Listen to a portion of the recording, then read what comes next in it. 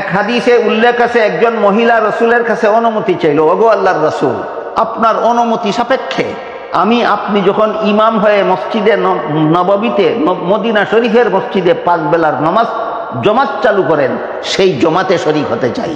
কারণ মদিনা শরীফের জমাতে শরীক হলে 1 রাকাতে 50,000 রাকাতের সমান ফল।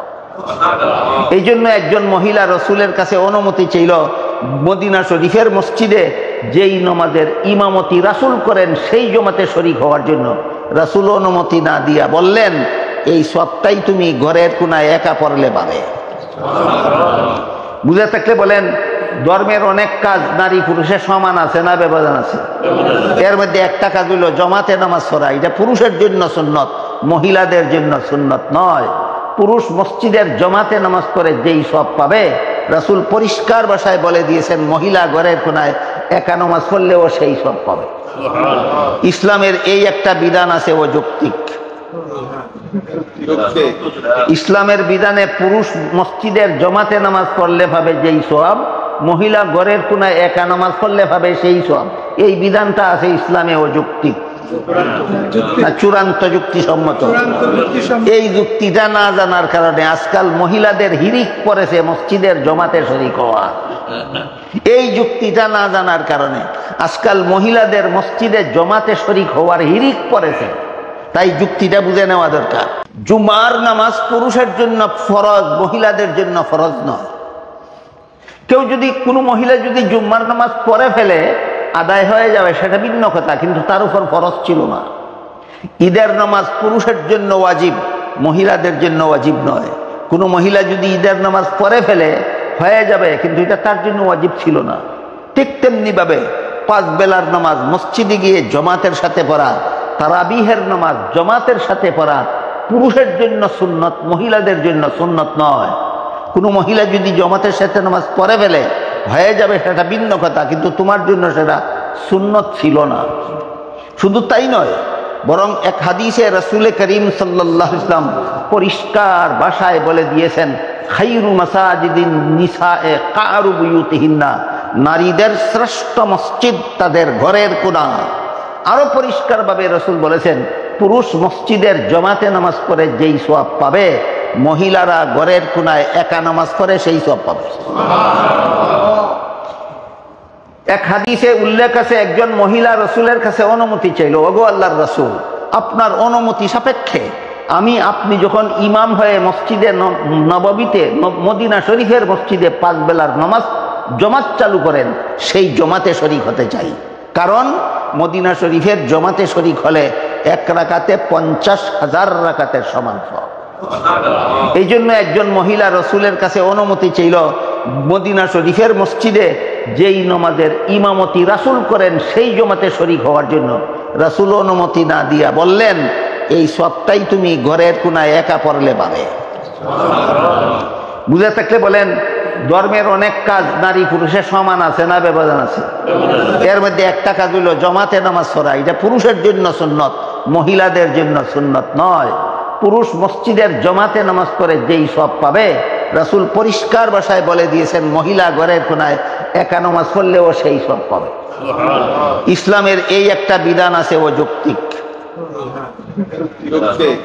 ইসলামের বিধানে পুরুষ মসজিদের জমাতে নামাজ পড়লে পাবে যেই সওয়াব, মহিলা ঘরের কোনায় একা নামাজ পড়লে পাবে সেই সওয়াব।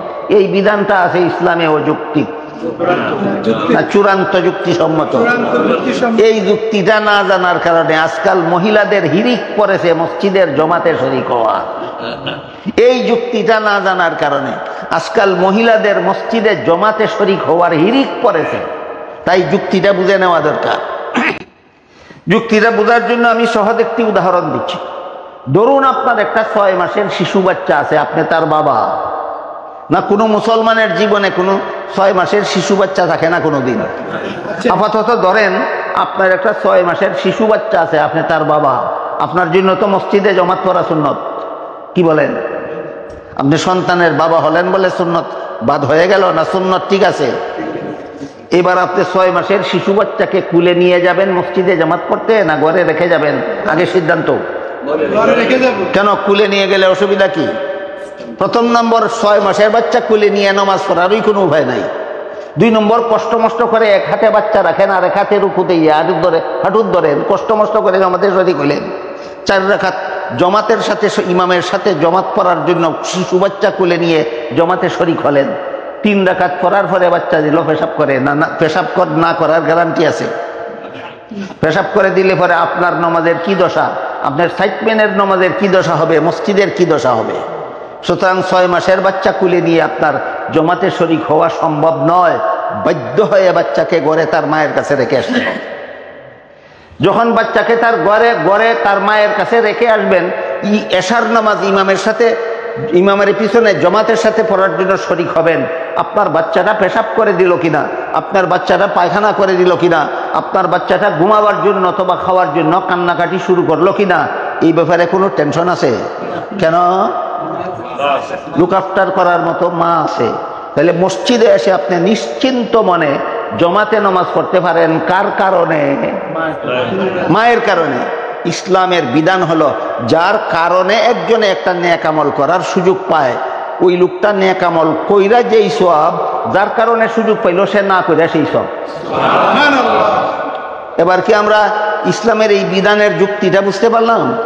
কোন যুক্তিতে রাসূল বললেন পুরুষ মসজিদের জমাতে নামাজ পড়ে যেই সওয়াব, মহিলা ঘরের কোনায় একা নামাজ পড়ে সেই সওয়াব? কোন যুক্তি? যুক্তি নাই।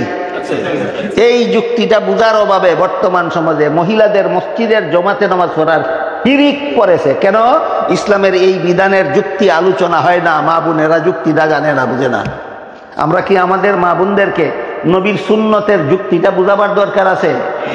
তাই আল্লাহ পাক রব্বুল আলামিন বলেন মিন যাকারিন আও উনসা, 4 গুণ বিশিষ্ট মানুষটা পুরুষ হোক অথবা নারী হোক, পুরুষ পুরুষের পদ্ধতিতে কাজ করবে, মহিলা মহিলার পদ্ধতিতে কাজ করবে, কিন্তু আল্লাহর কাছে পুরস্কার পাবে সমান। এবার কি বিষয়টা বুঝতে পারলাম? পুরুষের পদ্ধতি হলো মসজিদে গিয়া জমাতে নামাজ পড়বে, এর দ্বারা পুরুষ আল্লাহর কাছে যেই সওয়াব পাবে, রাসূল বলেন মহিলাদের পদ্ধতিতে ঘরের কোনায় একা নামাজ পড়বে, আল্লাহর কাছে সমান পুরস্কার পাবে। এই তথ্যটা বোঝাবার জন্য আল্লাহ কোনো মানুষ যদি মুমিন হয় বলার পরও সে পুরুষ হোক অথবা নারী হোক কথাটা আলাদাভাবে বলে দিয়েছেন এই রাসূলের সুন্নতের এই যুক্তিটা বুঝাবার জন্য, যে পুরুষের পদ্ধতিতে নামাজ পড়ে আল্লাহর কাছে যেই পুরস্কার পাবে, মহিলার পদ্ধতিতে নামাজ পড়ে আল্লাহর কাছে সেই একই পুরস্কার পাবে। এরপরে আল্লাহ বলেন ফালানুহইয়ান্নাহু হায়াতান তাইয়্যিবা, কোন মানুষ যদি মুমিন হয়, আমল ভালো করে, সহি নিয়তে করে, নবীর তরিকা মতে করে, ওই মানুষটা পুরুষ হোক অথবা নারী হোক, আমি আল্লাহ তাকে পবিত্র জীবন দান করব। পবিত্র জীবন বললেই তার মর্ম বুঝে আসে না ব্যাখ্যার দরকার? ব্যাখ্যা ছাড়া মোটেও বুঝবেন না আল্লাহ এখানে পবিত্র জীবন কি বলতে কি বুঝালেন। এই জন্যই কোরআনের ব্যাখ্যাকেই কোরআনের তাফসীর বলা হয়। আল্লাহ কোরআনে যেই কথা বলেছেন, ট্রান্সলেশনের দ্বারা যদি সেই কথার মর্ম বুঝে না আসে, তাহলে ব্যাখ্যার মাধ্যমে বুঝতে হয়। এই ব্যাখ্যাকেই কোরআনের তাফসীর বলা হয়। তাই বলে কোরআনের ব্যাখ্যা যার মনে যেভাবে চায় সেভাবে, না কোরআনের সহি ব্যাখ্যা আর গলত ব্যাখ্যার পার্থক্য আছে? পার্থক্য আছে।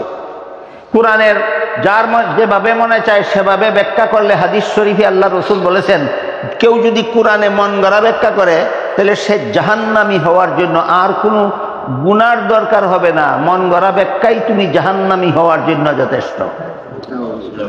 এবার প্রশ্ন জায়গায়, তাহলে কোরআনের সহি ব্যাখ্যা পাওয়া যায় কোথায়? এই প্রশ্নের জবাব অনেক লম্বা, আজকে আমি আলোচনা করার সময় আমার হাতে নাই। সংক্ষেপে শুধু ঠিকানাগুলি বলে দিই। কোরআনের সহি ব্যাখ্যা 6 ঠিকানায় পাওয়া যায়। 1 নম্বর, কোরআনের এক আয়াতের ব্যাখ্যা অন্য আয়াতে পাওয়া যায়। 2 নম্বর, কোরআনের কোনো আয়াতের ব্যাখ্যা রাসূলের হাদিসে পাওয়া যায়। 3 নম্বর, কোরআনের কোনো আয়াতের ব্যাখ্যা সাহাবায়ে কেরামের জীবনীতে পাওয়া যায়। 4 নম্বর, কোরআনের কোনো আয়াতের ব্যাখ্যা তাবেঈনের বিবরণে পাওয়া যায়। 5 নম্বর, কোরআনের কোনো আয়াতের ব্যাখ্যা ইমামগণের বিশ্লেষণে পাওয়া যায়। কোনো আয়াতের ব্যাখ্যা ইমামগণের বিশ্লেষণে পাওয়া যায়। 6 নম্বর, কোরআনের কোনো আয়াতের ব্যাখ্যা আরবি গ্রামার এবং আরবি ডিকশনারিতে পাওয়া যায়। এই হইল কোরআনের সহি ব্যাখ্যার 6 ঠিকানা। যিনি কোরআনের কোনো একটি আয়াতের ব্যাখ্যা করলেন, যা কোরআনের অন্য কোনো আয়াতেও পাওয়া যায় না, রাসূলের কোনো হাদিসেও পাওয়া যায় না, কেউ যদি কোরআনের কোনো আয়াতের এমন একটি ব্যাখ্যা করেন যেই ব্যাখ্যা সাহাবায়ে কেরামের জীবনীতে পাওয়া যায় না, তাবেঈনের বিবরণে পাওয়া যায় না, মাযহাবের ইমামগণের বিশ্লেষণে পাওয়া যায় না, আরবি অভিধান এবং ডিকশনারিতেও পাওয়া যায় না, তার কোরআন ব্যাখ্যা মন গড়া ব্যাখ্যা। বুঝে থাকলে এবার বলুন, কোরআনের আমরা মন গড়া ব্যাখ্যা মতো কোরআন বুঝবো না সহি ব্যাখ্যা মতো কোরআন বুঝবো? কোরআনের সহি ব্যাখ্যা বুঝার জন্য একটা ধারাবাহিকতা আছে। সেই ধারাবাহিকতা হলো আল্লাহ পাক রব্বুল আলামিন আমাদের নবী মুহাম্মদুর রাসূলুল্লাহ সাল্লাল্লাহু আলাইহি ওয়াসাল্লামকে কোরআনের ব্যাখ্যা সম্পর্কে আয়াত নাযিল করে বলেন, লা তুহাররিক বিহি লিসানাকা লিতাজালা বিহি ইন্না আলাইনা জামআহু ওয়া কুরআনাহ ফাইযা কারানাহু ফাত্তাবি কুরআনাহ সুম্মা ইন্না আলাইনা বায়ানা। আল্লাহ বলেন, হে রাসূল করিম সাল্লাল্লাহু আলাইহি ওয়াসাল্লাম, আমি যখন আপনার কাছে কোরআন নাযিল করতে থাকি, তাৎক্ষণিকভাবে আপনি তাড়াহুড়া করে তা জপতে থাকবেন না। আপনার কোরআন জপে মুখস্থ করতে হবে না। আমি আল্লাহ নিজ দায়িত্বে আপনার কাছে কোরআন নাজিল করি, নিজ দায়িত্বেই কোরআন আপনাকে স্মরণ রাখাইয়া দেব। তাই নাজিল করার সময় জপবেন না, শুধু গভীর মনোযোগে লক্ষ্য করবেন। এরপর আল্লাহ বলেন, সুম্মা ইন্না আলাইনা বায়ানা, অতঃপর আমি আল্লাহ নিজ দায়িত্বে আপনাকে কোরআনের ব্যাখ্যা শিক্ষা দিব। আল্লাহ নিজে বলেন নবীকে কোরআনের ব্যাখ্যা শিক্ষা দিবেন। সুতরাং কোরআনের ব্যাখ্যা নিজে নিজেই শিখা যায় না উস্তাদের দরকার হয়?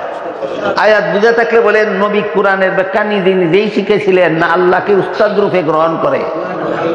নবী যদি আল্লাহকে উস্তাদ বানাইয়া কোরআনের ব্যাখ্যা শিখতে হয়, আমরা উস্তাদ ছাড়া নিজে নিজেই কোরআনের ব্যাখ্যা শিখতে পারি? এই রকম একটা ভুল ধারণা বর্তমান সমাজে চালু আছে।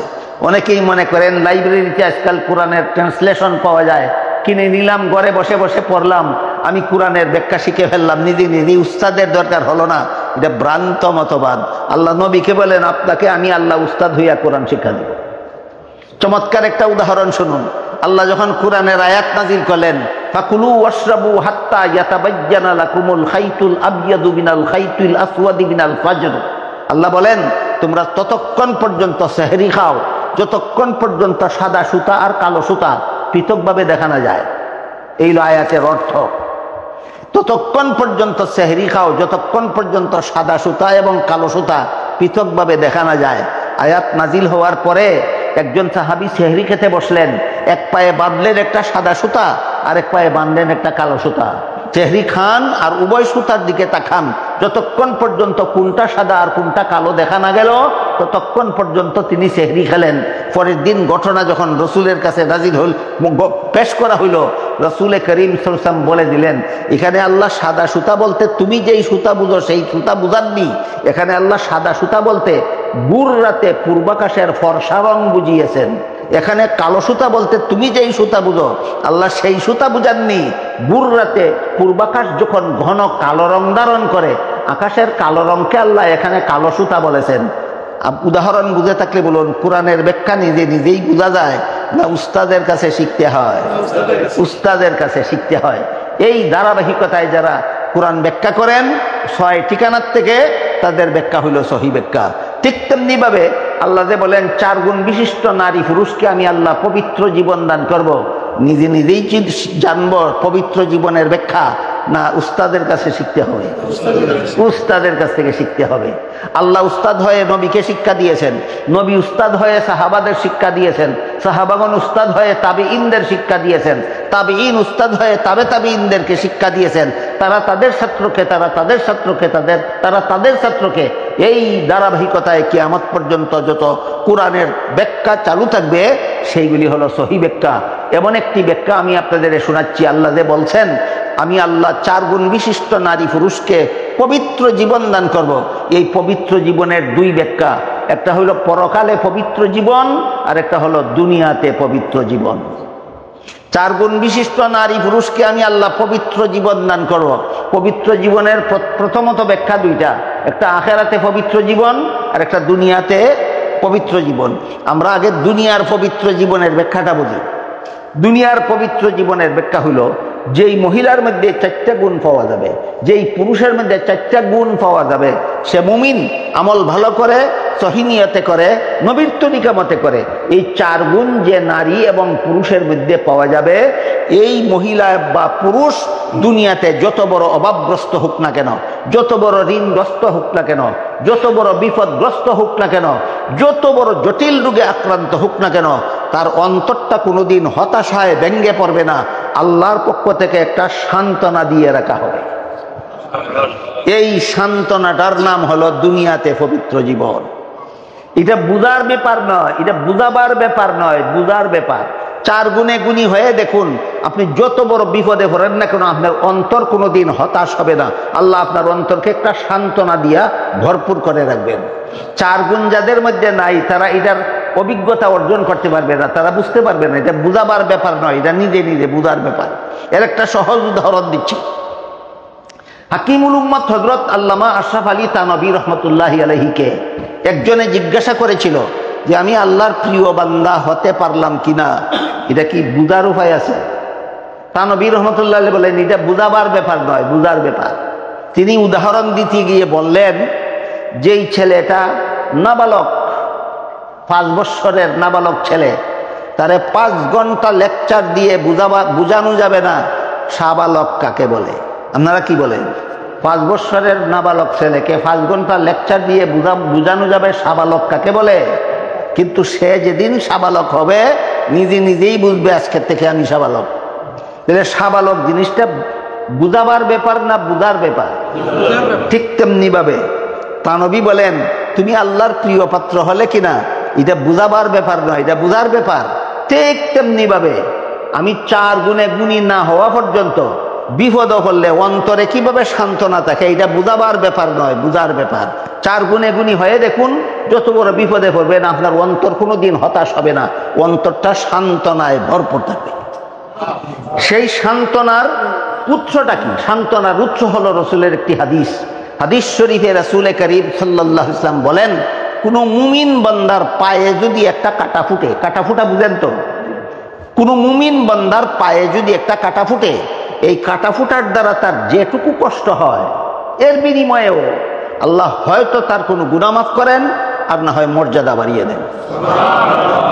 কাটা ফুটার কষ্টের বিনিময়ে যদি হয়তো গুনাহ মাফ হয়, আর না হয় মর্যাদা বেড়ে যায়, তাহলে মহা বিপদের বিনিময়ে কোনো কিছুই পাওয়া যাবে না। না হয়তো গুনাহ মাফ হবে, আর না হয় মর্যাদা বেড়ে যাবে। এই ইয়াকিন তার অন্তরে মজবুত হয়ে যায় যদি 4 গুণে গুণী হয়। তখন যত বড় রোগে আক্রান্ত হোক না কেন, মনটা সান্ত্বনায় ভরপুর থাকে। এই বিপদের দ্বারা আল্লাহ আমার গুনাহ মাফ করতেছেন, এই বিপদের দ্বারা আল্লাহ আমার মর্যাদা বাড়িয়ে দিচ্ছেন। যত বড় জটিল রোগে আক্রান্ত হোক না কেন, তার অন্তর এই মর্মে সান্ত্বনায় ভরপুর থাকে, এই রোগের কারণে আল্লাহ আমার গুনাহ মাফ করতেছেন, এই রোগের কারণে আল্লাহ আমার মর্যাদা বাড়িয়ে দিচ্ছেন। রসুলের ওই হাদিসের ভিত্তিতে তার অন্তর কখনো হতাশ হয় না, ঘাবড়ায় না, অন্তরটা সান্ত্বনায় ভরপুর থাকে। এটা হলো 4 গুণে গুণী নারী পুরুষের দুনিয়াতে পবিত্র জীবন। আর আখেরাতে পবিত্র জীবনের ব্যাখ্যা হলো জান্নাতি জীবন। আখেরাতে পবিত্র জীবনের ব্যাখ্যা হলো জান্নাতি জীবন। জান্নাতি জীবন পবিত্র জীবন, জাহান্নামী জীবন অপবিত্র জীবন। কাজী আয়াতের সারমর্ম দাঁড়ালো যে পুরুষ এবং নারী ইমানদার হবে, নেক আমলওয়ালা হবে, সহি নিয়তে আমল করবে, নবীর তরিকা মতে আমল করবে, আল্লাহ তাদেরকে আখেরাতে জান্নাতি জীবন দান করবেন। আল্লাহ আপনাদের আমাদের সবাইকে এই 4 গুণে গুণী হয়ে দুনিয়া আখেরাতে পবিত্র জীবন লাভ করার সৌভাগ্য দান করুন। সবাই বলুন আমিন। সুবহানা রাব্বিকা রাব্বিল ইজ্জাতি আম্মা ইয়াসিফুন ওয়া সালামুন আলাল মুরসালিন আলহামদুলিল্লাহি রাব্বিল আলামিন।